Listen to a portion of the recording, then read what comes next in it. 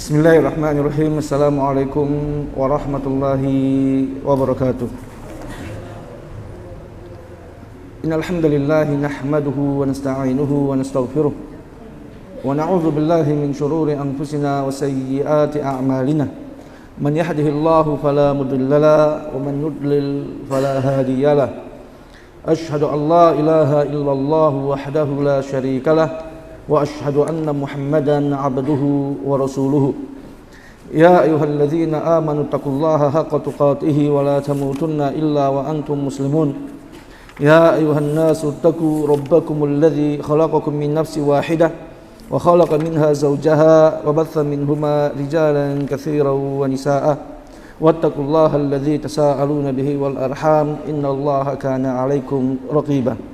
Amma ba'du fa inna asdaqal hadits kitabullahi wa khairal hadi hadi Muhammadin sallallahu alaihi wasallam wa syarrul umuri muhdatsatuha wa kullu muhdatsatin bid'ah wa kullu bid'atin dhalalah wa kullu dhalalatin finnar.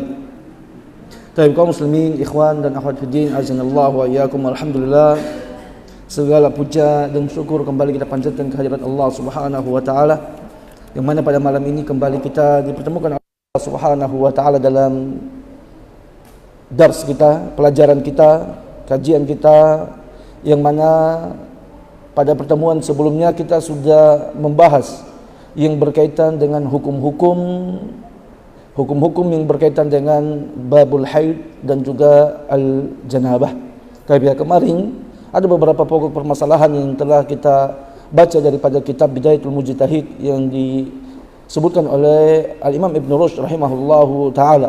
Ya, di antaranya adalah hukum berkaitan dengan orang junub dan orang haid untuk masuk ke dalam masjid. Apakah diperbolehkan bagi orang yang lagi junub dan juga haid untuk dia menetap di dalam masjid? Dan kita sudah jelaskan pendapat-pendapat para ulama beserta dengan dalil-dalil mereka dan sudut pandang pendalilannya. Dan kita sampai pada kesimpulan yang menurut ana sendiri yang lebih ana kuatkan adalah pendapat yang dipegang oleh ulama-ulama Zahiriyah, yang menyebutkan bahwasanya boleh bagi orang haid dan juga bagi orang yang junub untuk menetap di dalam masjid, duduk di dalam masjid. Tentunya kita sudah jelaskan khilaf para ulama antara jumhur ulama dengan juga ulama-ulama Zahiriyah berkaitan dengan masalah ini. Begitu juga pembahasan tentang menyentuh mushaf dan juga hukumnya boleh bagi orang haid ataupun orang junub untuk menyentuh Al-Quran dan juga untuk membaca Al-Quran. Adapun dalil-dalilnya kita sebutkan pada pertemuan sebelumnya. Tapi sekarang kita akan masuk pada pembahasan yang baru berkaitan dengan ahkamud dima al-kharijati atau al-kharijati minar rahmi. Baik, fadhal man yaqra. Bismillahirrahmanirrahim. Qala al-musannif rahimahullah, ahkamu dima'i al-kharijati minar rahim. Wa amma ahkamu dima'i al-kharijati minar rahimi fal kalamul muhitu bi usulihi yanhasiru fi thalathati abwabin. Al-awwalu ma'rifatu anwa'i al-kharijati minar rahimi. والثاني معرفة العلامات التي تدل على انتقال الطهر إلى الحيض والحيض إلى الطهر أو الاستحاضة والاستحاضة أيضا إلى الطهر. والثالث معرفة أحكام الحيض والاستحاضة عن موانعهما والموجباتهما. ونحن نذكر في كل باب من هذه الأبواب الثلاثة من المسائل ما يجري مجرى القواعد والأصول لجميع ما في هذا الباب على ما قصدنا إليه مما اتفقوا عليه واختلفوا فيه. الباب الأول أنواع الدماء الخارجة من الرحم. اتفق المسلمون على أن الدماء التي تخرج من الرحم ثلاثة: damul haidin wa huwa khariju ala jihati sihhati wa damu istihadatin wa huwa khariju ala jihatil maradi wa annahu ghairu damil haidi liqaulihi alaihi salatu wassalam innama dzalika wa laysa bil haidi wa damu nifasin wa huwa kharijun wa huwa khariju ma'al waladi. Wal babu tsani alamatu tuhri wal haidi wan nifasi wal istihadati. Amma ma'rifatu alamati intiqali hadhihi dima'i ba'daha ila ba'din wa intiqali tuhri ila al-haidi wal haidi ila tuhri, inna ma'rifata dzalika fi aktsari tanbani ala ma'rifati ayyamid dima'il mu'tamadati wa ayyami athari, wa nahnu nadhkuru min yajri majra al-usuli hiya sab'u masaila. Al-mas'alatul ula muddatul haidi wa tuhri. Ikhtalafa al-ulama fi aktsari ayyamil haidi wa qaliha wa qali ayyamit tuhri. Faruya an Malikin anna aktsaru ayyamil haidi 15 yawman wa bihi Syafi'i wa qala Abu Hanifah aktsaruhu 10 ayyamin wa amma aqallu ayyamil haidi fala hadda laha 'inda Malikin. Takun ad-da'atu wahidatu indahu haidun illa annahu la yu'taddu fi aqra'i wa aqallu yawmun wa lailatun wa qala Abu Hanifah aqallu thalathatu ayyamin wa amma aqallu tuhri fattarabat fihi riwayatu an Malikin faruya anhu 10 ayyamin wa ruwiya anhu 8 ayyamin wa ruwiya 15 yawman ila hadha ala Baghdadiyuna min ashabihi wa biha qala Syafi'i wa Abu Hanifah wa qala 17 yawman wa huwa aqsa ma in aqada alaihi al-jima'u fima ahsabu.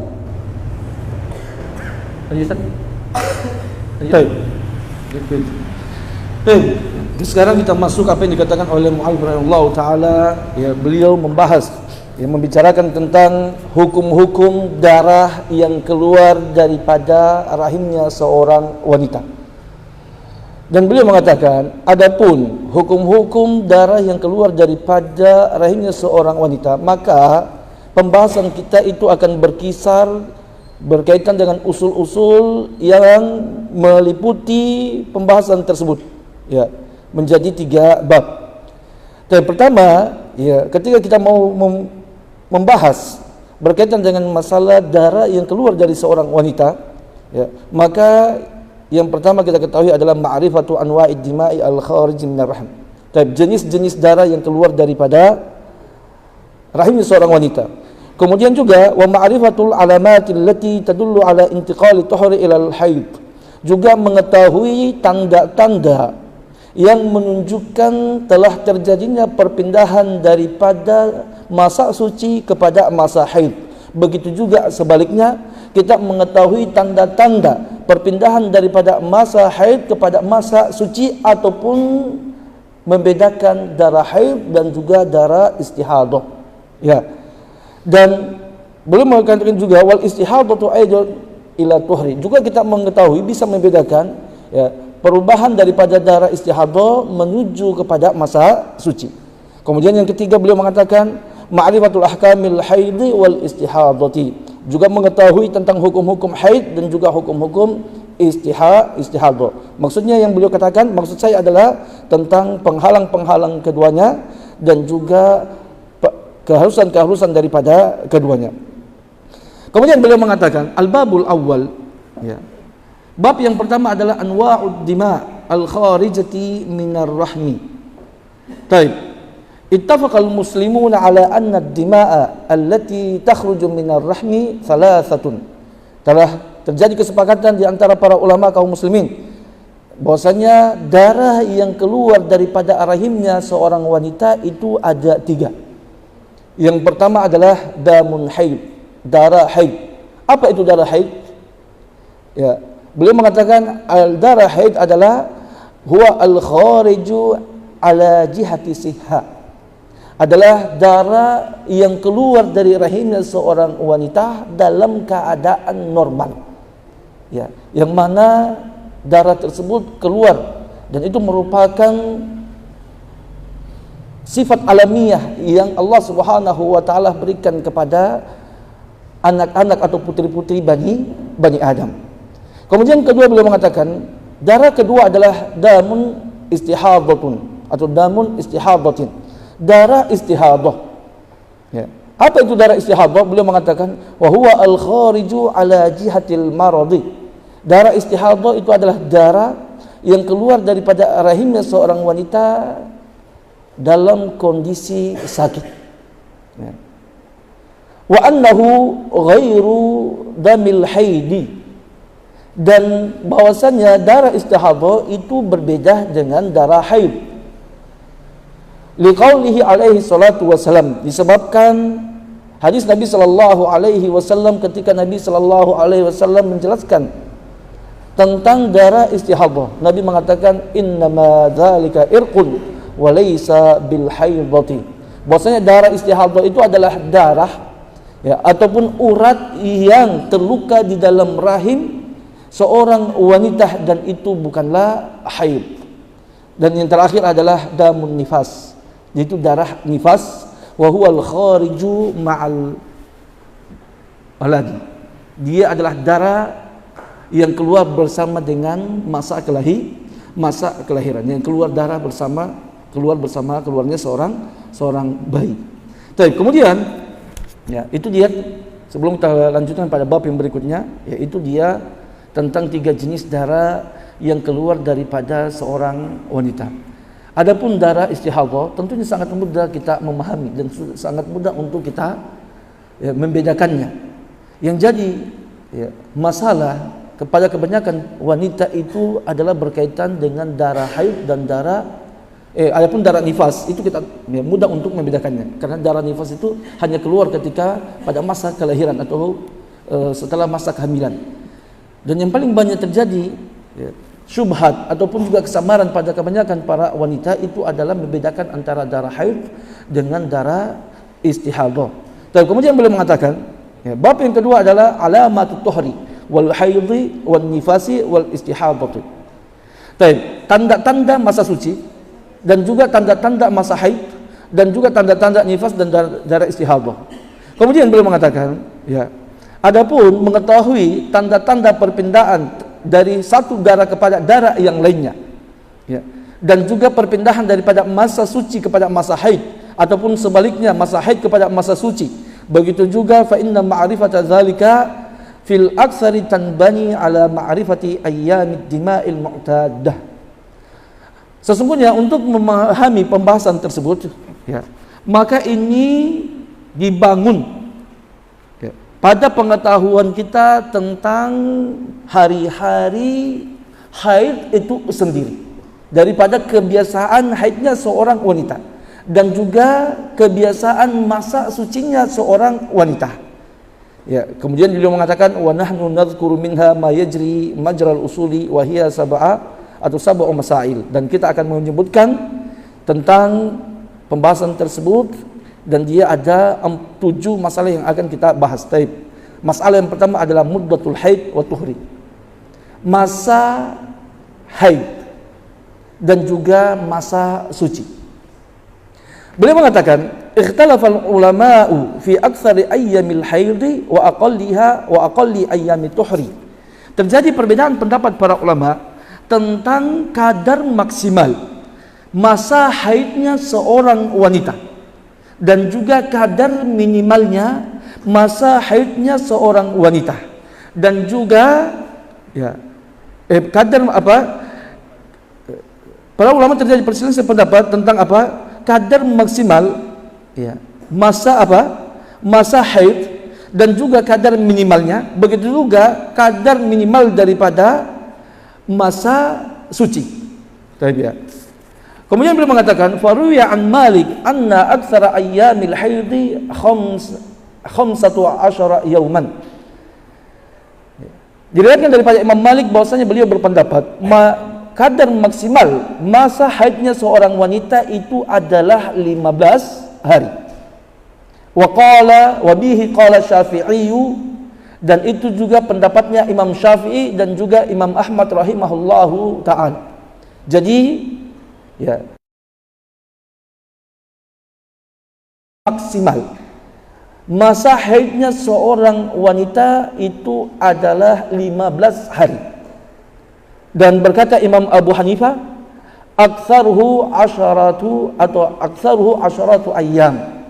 maksimal kadar haidnya seorang wanita itu adalah 10 hari. Baik. Itu dia pendapat-pendapat para ulama berkaitan dengan kadar maksimal masa haid.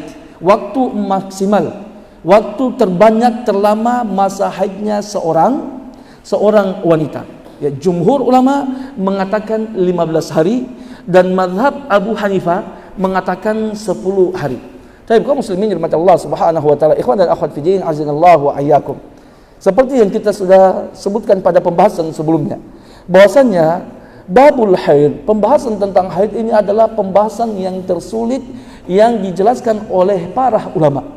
Dan banyak terjadi khilaf-khilaf di antara para ulama. Ya, sebab ya kenapa bab ini, pembahasan haid itu ya masuk dalam pembahasan yang sangat sulit untuk kita jelaskan ataupun juga kita mau menguatkan pendapat mana yang rajih, karena ya bab masalah haid ini mayoritasnya itu tidak ada dalil-dalil yang membahasnya. Tidak ada dalil daripada Al-Quran, tidak ada dalil daripada hadis Nabi Sallallahu Alaihi Wasallam.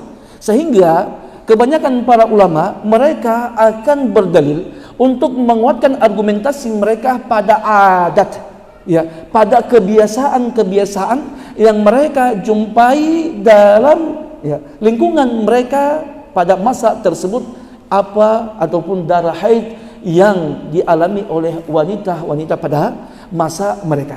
Ini penyebabnya terjadi ya perbedaan pendapat para ulama. Sehingga ya dirahmati Allah Subhanahu wa taala, karena ya patokan ataupun dalil yang kebanyakan digunakan oleh para ulama itu adalah dalil adat.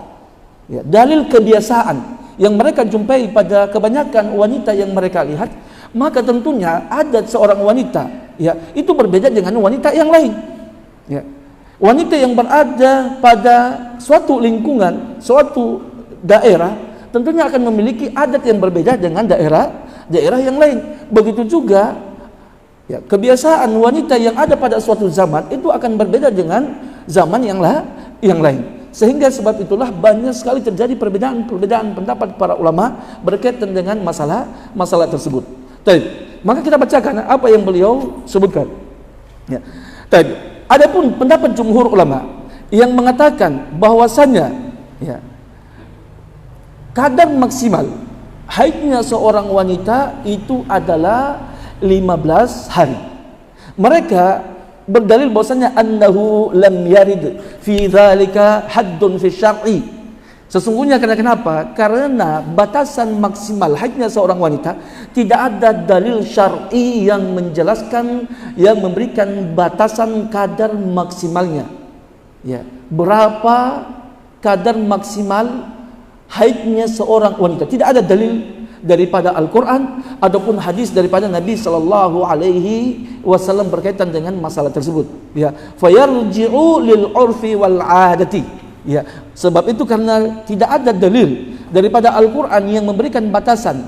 Ya, begitu juga daripada hadis Nabi Sallallahu Alaihi Wasallam yang memberikan batasan maksimal haidnya seorang wanita, maka kita harus kembali kepada urf dan juga kita kembali kepada al-adah, kebiasaan daripada wanita-wanita. Wa aktsaru ma 'urifa ya fil 'adati 15 yauman. Dan yang paling banyak setelah para ulama istiqra, setelah para ulama mempertanyakan tentang darah-darah haidnya para wanita-wanita yang ada pada masa mereka mendapatkan ternyata mayoritas daripada perempuan-perempuan tersebut memiliki ya, waktu maksimal daripada masa haidnya itu berjumlah 15 hari. Itu dalil jumhur ulama. Dalil jumhur ulama adalah adat. Ya, kebiasaan wanita, sedangkan mereka meneliti ya, masa kadar maksimal daripada haidnya para wanita. Ternyata setelah mereka mempertanyakan kepada wanita-wanita tersebut, mereka mendapatkan jawaban kadarnya adalah 15 hari. Dan itulah ya, yang mereka jadikan hujjah, dalil argumentasi untuk memberikan batasan maksimal 15 hari masa haidnya seorang wanita. Baik, adapun ya, Imam Abu Hanifah rahimahullahu taala yang beliau memberikan batasan kadar maksimalnya seorang wanita Ya, dalam masa haidnya itu adalah 10 hari. Beliau berdalil dengan hadis Wathilah bin Ashqa. Ya. Beliau menyebutkan bahwasanya hadis tersebut ya menyebutkan anna Nabiya sallallahu alaihi wasallam, Nabi sallallahu alaihi wasallam pernah berkata, aqallul haidi thalathatu ayyamin. Kadar minimal haid itu adalah 3 hari. Ya. Wa aktsaruha 10 ayyam. Dan maksimalnya adalah 10 hari.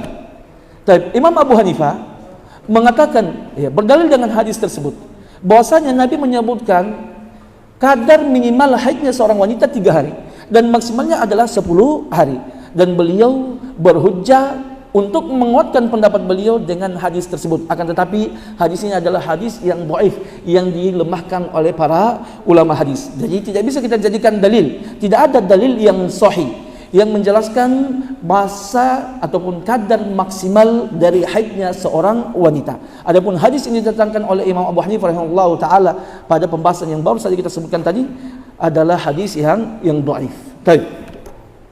Ya, jadi kita sudah memahami pendapat-pendapat para ulama berkaitan kadar maksimal daripada masa haid dan juga argumentasi mereka. Ya, dalil yang mereka gunakan. Kemudian ya, berkata mu'allif melanjutkan apa yang beliau katakan dalam kitab beliau ini, wa amma aqallu tuhri, setelah itu tadi wa amma aqallul ayyamil haid, adapun kadar minimalnya ya, masa haid. Kalau tadi kadar maksimal, sekarang kita membicarakan tentang kadar minimalnya ya. Kadar minimal wanita, kadar minimal masa haidnya seorang wanita. Ya, maka beliau mengatakan fala haddalaha inda malikin, maka kadar minimal ya, haidnya seorang wanita itu tidak ada batasan minimal menurut Imam Malik rahimahullahu taala. Ya. Tidak ada batasannya. Ya. Dan beliau mengatakan bal qad takunu duf'atul wahidatu indahu haidan. Bahkan ya, satu tetes saja ya, darah haid, satu tetes darah haid tersebut itu dikategorikan sebagai haid menurut Imam Malik, walaupun yang keluar cuma 1 kali duf'ah, cuma 1 kali tetesan. Dan itulah ya, ketika keluar 1 kali tetesan itu menurut Imam Malik itu adalah kadar, itu adalah dikategorikan sebagai haid. Jadi adapun batasan hari, Imam Malik tidak memberikan batasan hari berkaitan dengan kadar minimal dari haidnya seorang wanita. Baik. Kemudian beliau juga mengatakan illa annahu la yu'taddu biha fil aqra'i fit talaq. Hanyalah saja Imam Malik ya tidak menjadikan patokan ya haid yang 1 tetes tadi itu digunakan sebagai apa? Sebagai hitungan untuk menentukan masa iddahnya seorang perempuan ketika terjadi talak. Ya. Jadi, menurut Imam Malik, ya, bahwasanya 1 tetes darah haid yang keluar maka itu dikatakan sebagai darah haid. Tidak ada kadar minimalnya. Ya. 1 tetes itu adalah satu tetes. Itu sudah dikategorikan sebagai haid. Tetapi, ya, jadi kalau ada, ya, tetapi apa? Tetapi, ya, 1 tetesan itu darah yang keluar haid yang 1 tetes itu tidak bisa dijadikan sebagai apa? Tolak ukur hitungan haid untuk penentuan masa iddah. Karena seorang wanita yang ditalak oleh suaminya, ya, talak pertama, ya, ataupun talak kedua yang dikenal dengan talak raj'i, talak yang masih ada peluang untuk kembali antara suami dengan istri, ya, maka para ulama mewajibkan atau diwajibkan bagi seorang wanita yang telah ditalak oleh suaminya pada talak raj'i, ya, talak pertama dan talak kedua, untuk menunggu masa iddah, ya, untuk menunggu masa iddah. Dan masa iddah itu, ya, itu dihitung dengan haid 3 kali haid. Jadi kalau menurut Imam Malik, haid yang 1 tetes itu tidak bisa dijadikan hitungan untuk menentukan masa iddah. Yang paling kadar minimal yang beliau sebutkan untuk penentuan masa iddah itu adalah haid yang berlanjut selama setengah hari. Ya. Setelah setengah hari. Baik, kita bacakan apa yang beliau katakan. Kemudian beliau mengatakan, ya, wa qala Syafi'i, ya. Berkata Imam Syafi'i dan juga Imam Ahmad, ya, aqalluhu yaumun wa lailatun. Kadar minimal daripada haid itu adalah 1 hari 1 malam, 24 jam. Ini pendapat daripada Imam Syafi'i dan Imam Ahmad rahimahullahu ta'ala. Dan berkata Imam Abu Hanifah, ya, rahimahullahu ta'ala, aqalluhu 3 ayyamin. Kadar minimal haidnya seorang wanita itu adalah 3 hari. Ya. Baik. Sekarang, ya, kaum muslimin rahmat Allah Subhanahu wa taala, sudah 2 ada pembahasan yang kita bahas berkaitan dengan masalah ini. Kadar maksimal dan kadar minimal. Ya. Tapi sekarang, ya, menurut jumhur ulama, ya, di sini adalah siapa? Atau menurut Imam Syafi'i dan Imam Ahmad, kadar minimalnya adalah 24 jam. Ya, kadar minimalnya 24 jam. Dan menurut Imam Malik rahimahullahu taala, tidak ada kadar minimal untuk masa haidnya seorang wanita. 1 kali keluar saja, 1 tetes keluar saja itu sudah dikategorikan sebagai haid. Dan adapun Imam Abu Hanifah mengatakan 3 hari. Baik. Imam Syafi'i dan Imam Ahmad, begitu juga Imam Malik rahimahullahu taala, ketika mengatakan pendapat tersebut, mereka kembali kepada dalil, mereka adalah kembali kepada adat. Tidak ada dalil juga daripada Nabi sallallahu alaihi wasallam yang memberikan batasan kadar minimal masa haidnya seorang wanita. Tidak ada dalil sama sekali. Ya. Sehingga setiap para ulama berijtihad, ya, untuk menentukan kadar minimal, dan mereka kembali kepada urfnya masyarakat ataupun kembali kepada urfnya wanita-wanita yang ada pada masa tersebut. Dan adapun Imam Malik rahimahullahu taala, beliau, ya, menyebutkan bahwasanya kadar minimal haid itu adalah tidak ada batasannya.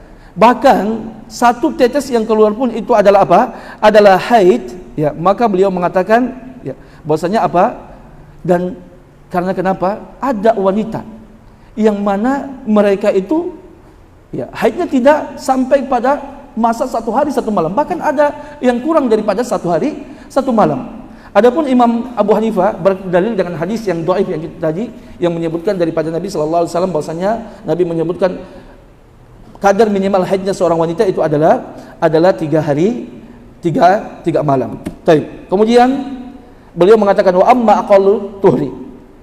Ya. Adapun kadar minimalnya masa sucinya wanita. Kita bacakan dulu, nanti kita akan ulangi penjelasannya, ya. Kita simpulkan apa yang kita baca dari atas tadi. Adapun kadar minimal masa sucinya wanita, maka fattarat fihi riwayat an Malik, ya.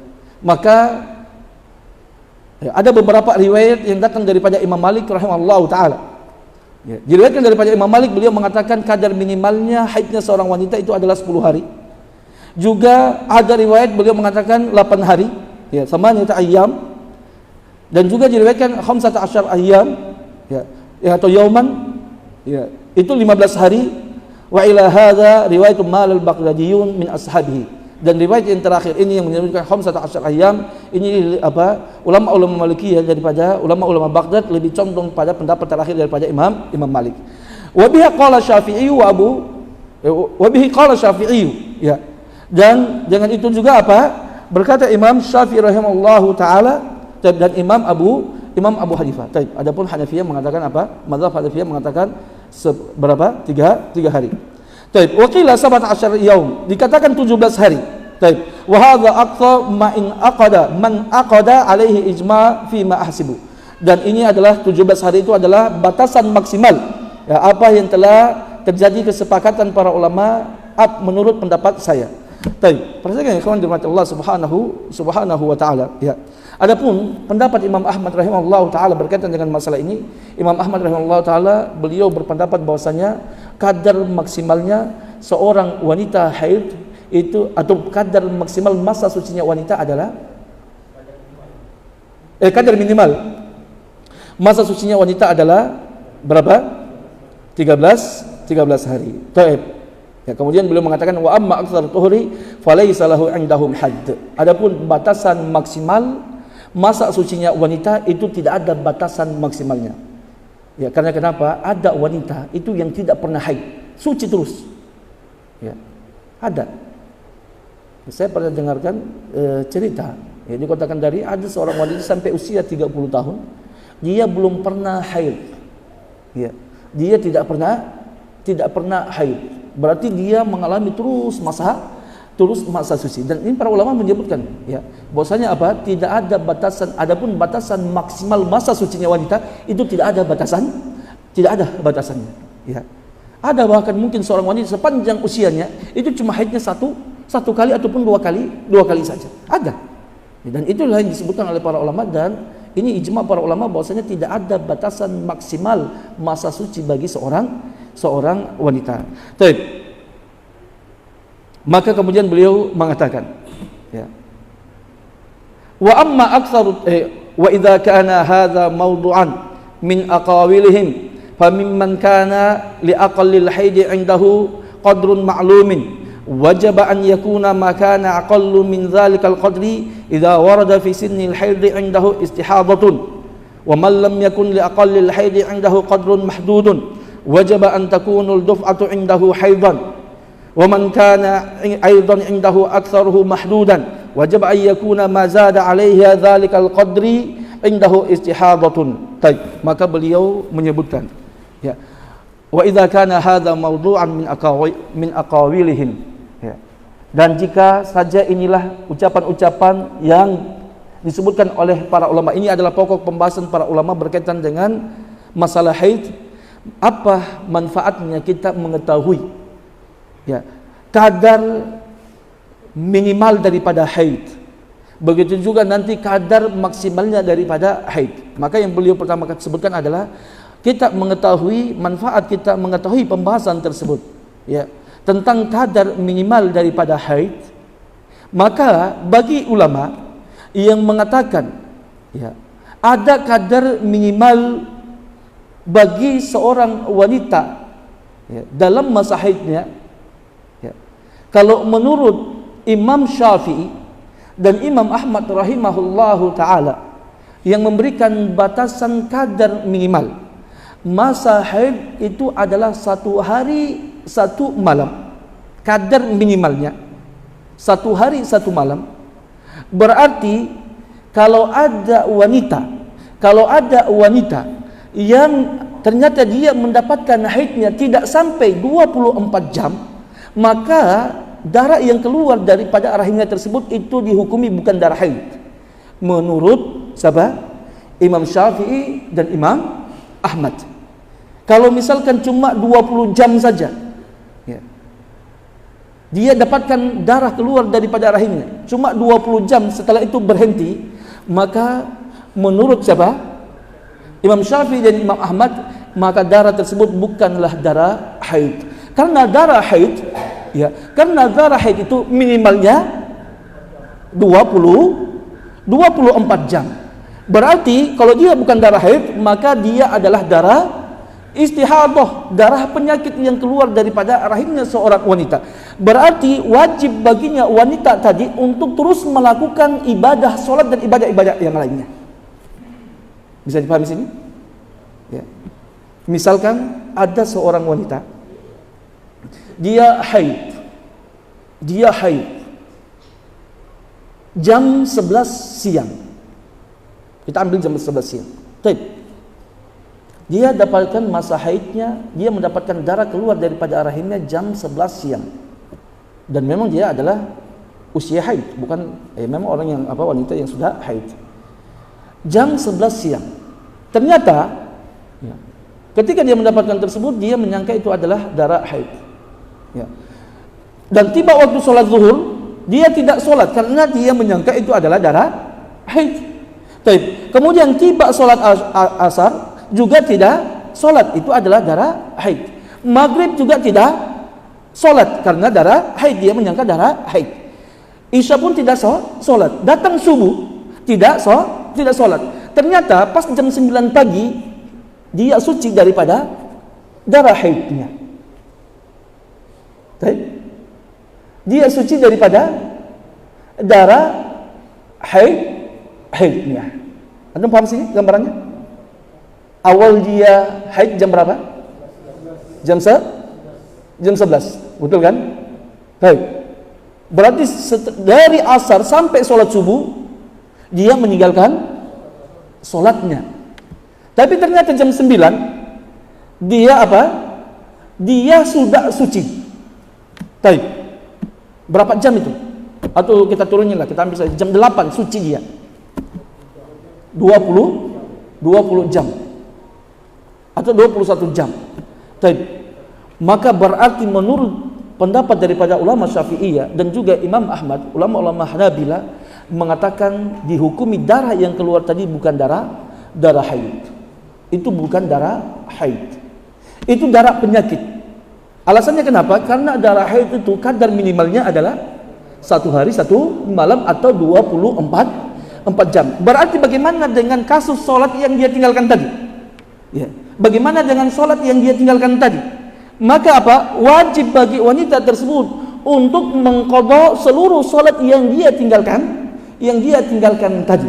Karena kenapa? Ternyata ya setelah berlalunya masa haid tadi didapatkan bahwasanya haid itu tidak sampai 24 jam. Berarti dia harus mengqadha salat yang dia tinggalkan tadi dan dia tidak berdosa. Karena kenapa? Dia menyangka itu adalah darah haid, tapi wajib baginya untuk mengqadha.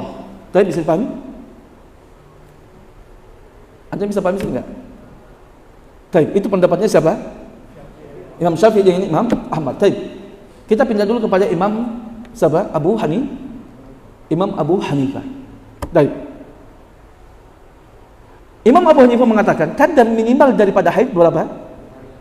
3 hari 3 malam. Berarti 3 kali 24 jam. Baik. Kasusnya sama, kita buat gambarannya.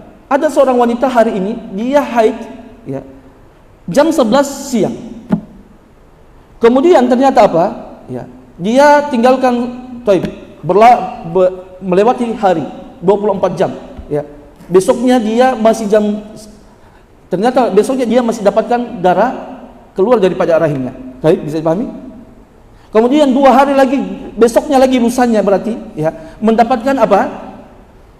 Darah masih keluar daripada rahimnya. Dia masih mendapatkan darah yang keluar. Jadi tentunya ketika dia mendapatkan darah, dia apa? Dia meninggalkan sholat, betul kan? Ternyata setelah 2 hari setengah, 2 hari 1 malam, ya, ternyata dia sudah suci daripada apa? Daripada darah haidnya. Menurut Imam Abu Hanifah, maka darah yang keluar tadi, karena kadar minimal haid bagi seorang wanita menurut beliau adalah berapa? 3 hari 3 malam atau 3 kali 24 jam. Berarti darah yang keluar tadi yang cuma ya 2 hari 3 malam misalkan ya, itu tidak dihukumi sebagai apa? Darah haid, karena tidak sampai 3 kali 24 jam. Berarti apa yang harus dilakukan wanita tersebut? Maka berarti dia harus mengqadha salatnya. Tapi bisa dipahami? Sekarang bagaimana dengan Imam Malik rahimahullahu taala?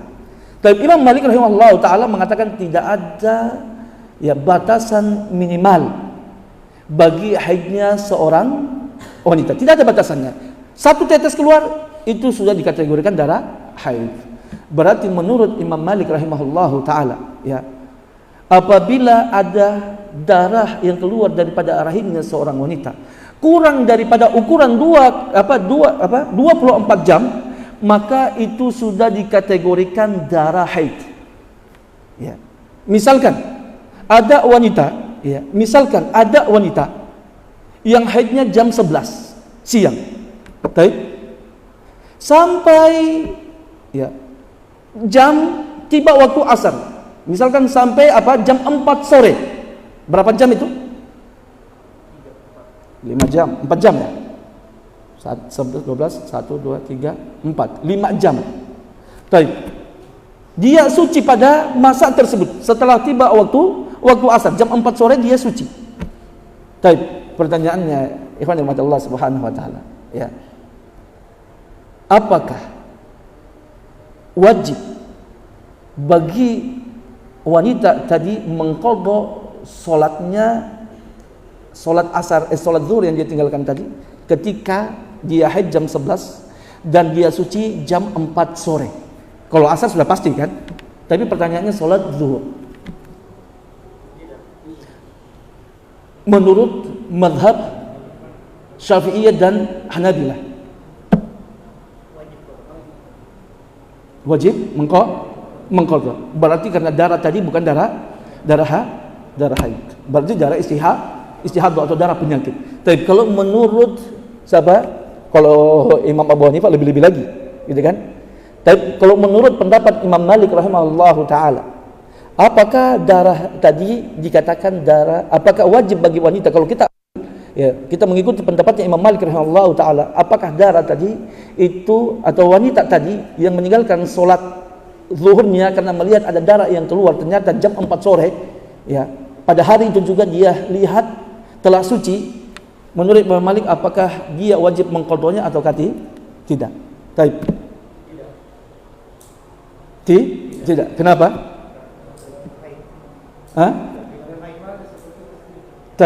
Karena tidak ada kadar minimal bagi, ya, tidak ada kadar minimal masa haidnya seorang wanita. Mau 1 jam kah? Mau setengah jam kah? Mau 5 menit kah? Ketika keluar darah, ya, 5 menit ada keluar darah menurut Imam Malik dan dia suci, ternyata 5 menit itu apa? Itu juga dikatakan darah haid.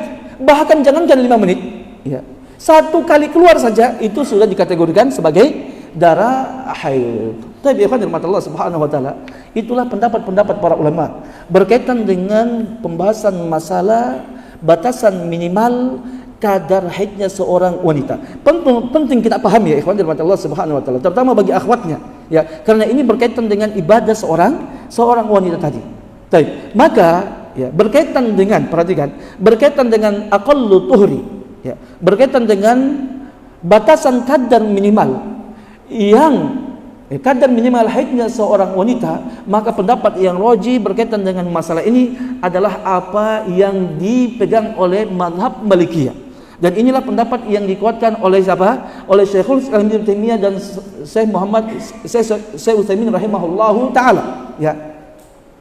Syekh Utsaimin rahimahullahu taala, beliau mengatakan tidak ada kadar minimal bagi haidnya seorang wanita, ya.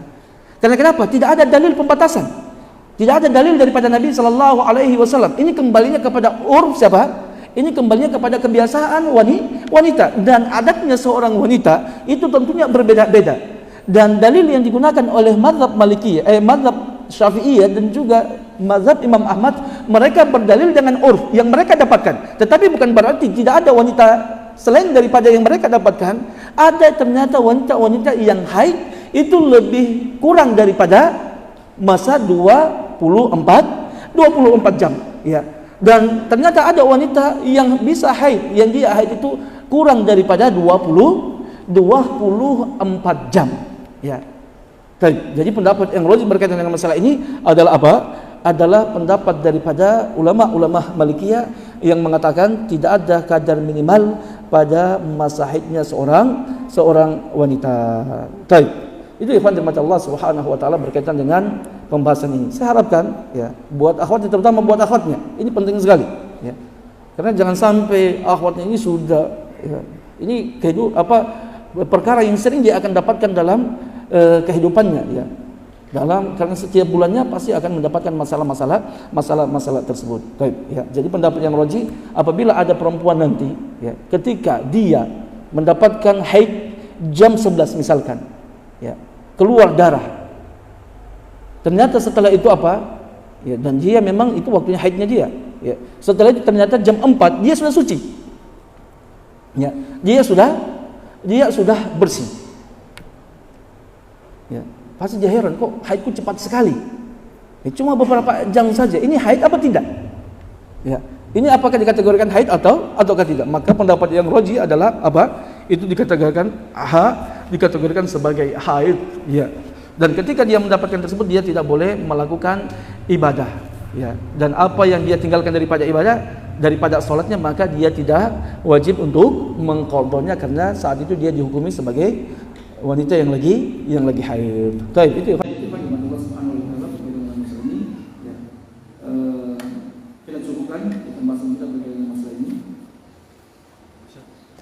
Baik, silakan. Apakah jumhur boleh berdalil dengan al-adatul muhakkamah? Betul. Baik, ya. Seperti yang saya katakan tadi, pembahasan ini pembahasan yang memang agak rumit untuk kita bahas. Alasannya kenapa? Karena kita tidak bisa berdalil dengan Al-Quran dan hadis. Sangat jarang kita mendapatkan dalil-dalil Al-Quran dan hadis. Jadi para ulama berdalil dengan adah, ya. Dan kaidah para ulama berkaitan dengan adah, bahwasanya al-adatul muhakkamah. Adat itu bisa dijadikan dalil, bisa dijadikan sebagai alat untuk menentukan hukum. Makanya para ulama berdalil dengan adat-adat wanita. Hanya problemnya sekarang yang jadi, kenapa para ulama berselisih? Karena ya, adatnya satu wanita dengan wanita yang lain itu berbeda-beda. Ya. Wanita ya, yang ada di daerah ini memiliki adat yang berbeda dengan wanita yang ada di daerah tersebut. Antara wanita satu dengan wanita yang lain memiliki perbedaan dalam adat masa haid mereka. Ya, inilah dan semua daripada jumhur ulama, ya, ada daripada semua para ulama tadi, baik mazhab Malikiyah, Syafi'iyah dan juga Hanabilah, itu mereka semuanya berargumentasi berdalil dengan al-adah, dengan dalil al-adatul muhakkamah. Hanya saja masalahnya berbedanya adat-adat satu wanita dengan wanita yang lain. Baik sekali. Adapun Imam Abu Hanifah berdalil dengan hadis Nabi sallallahu alaihi wasallam, tetapi hadis tersebut adalah hadis yang baik. Tapi ada pertanyaan, pokoknya juga ada. Baik, sudah paham jelas itu pertanyaan saya. Baik. Ada apa? Bisa kita katakan kalau dari pendapat Imam Malik itu ada sedikit taruh karena beliau sendiri tidak beristidlal dengan pada saat masa iddahnya wanita. Gimana? Berdalil ya? Dia berdalil bahwa tidak ada batas minimal tentang haid, tapi beliau tidak menggunakan pada saat untuk menghukumi masa iddah tadi yang disampaikan. Ya betul, ya. Itu alasan karena ya, beliau ya, salah satu beliau tidak menjadikan itu sebagai apa? Dia tidak menjadikan itu sebagai apa? Tolak untuk masa ini. Ya. Baik, beliau membedakan antara haid dan haidhah. Ya. Ini tadi saya belum bisa jelaskan, belum dapat titik dengan apa beliau membedakan antara haid dan haidhah. Untuk masa iddah itu patokannya adalah haidhah, bukan haid. Haid itu cuma darah yang, karena haid itu apa? Darah yang keluar. Adapun haidhah itu dia darah yang harus keluar lebih daripada satu kali duf'ah. Ya, itu yang harus lebih daripada 11 setengah hari. Tapi seperti yang dikatakan memang benar, ya. Ada pandangan yang mengatakan kalau beliau mengatakan itu adalah sebagai haid, darah haid, maka seharusnya itu bisa dijadikan sebagai tolak ukur daripada untuk masa iddah seorang wanita ketika dicarikan oleh suami. Baik, ada lagi? Baik, kalau tidak ada, ya. Baik, kita cukupkan pembahasan kita. Dengan Allah Subhanahu wa taala, ya. Pembahasan ini kita cukupkan pada malam ini sampai di sini saja. Dan nanti insyaallah kita lanjutkan pada pertemuan berikutnya, ya. Jadi setelah Isya kita coba sampai maghrib saja dulu. Nanti insyaallah pada depannya kita akan lanjutkan lagi pembahasan kita. Baik. Dan berdoa dengan penutup diri. Subhanallah, alhamdulillah, la ilaha illa anta, astaghfiruka wa atubu ilaik. Assalamualaikum.